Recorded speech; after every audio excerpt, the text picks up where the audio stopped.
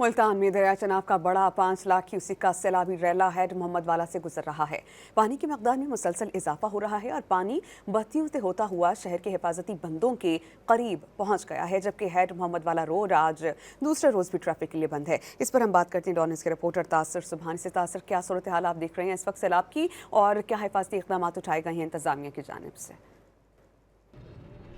जी बिल्कुल, मैं आपको बताऊं कि दरिया चनाब का सैलाबी रेला जो है वो हेड मोहम्मद वाला से गुजर रहा है और इस वक्त मैं आपको बताऊं कि 5 लाख क्यूसेक के करीब जो रेला है वो यहाँ से गुजर रहा है, जिसके बायस जो है वो मुतअद्दिद बस्तियाँ ज़ेर आब आ चुकी हैं। मैं आपको बताऊं कि बताया यही जा रहा है कि 70 के करीब बस्तियों में पानी जो है वो दाखिल हो चुका है, जबकि मैं आपको बताऊँ कि ये पानी जो है वो जो शहर की तरफ बंद लगाए गए हैं, जिसमें बंद अकबर है, उसके भी बिल्कुल करीब पहुँच चुका है और इसी तरह से गरे वाला जो बंद है वहाँ पर भी पानी पहुँच चुका है और मुल्तान चनाब का आखिरी बंद है शेर शाह बंद, वहाँ पर भी पानी जो है वो बंद के बिल्कुल करीब पहुँच चुका है। वहाँ से जो बस्तियाँ थी उनका इनखला जो है वो यहाँ से किया जा रहा है। दूसरी जानब मैं आपको बताऊँ कि इस वक्त इंतज़ामिया की जो सबसे अहम तवज्जो है वो उस ब्रीचिंग पॉइंट पर है जो हेड मोहम्मद वाला, जो कि आज दूसरे रोज़ भी रोड बंद है और तमाम निगरानी वहाँ पर की जा रही है। बारूदी मवाद नस्ब किया गया है। महकमा इरीगेशन के अफसरान इस चीज़ का फ़ैसला करेंगे कि कब अगर पानी में मुसलसल इजाफा होता है उसकी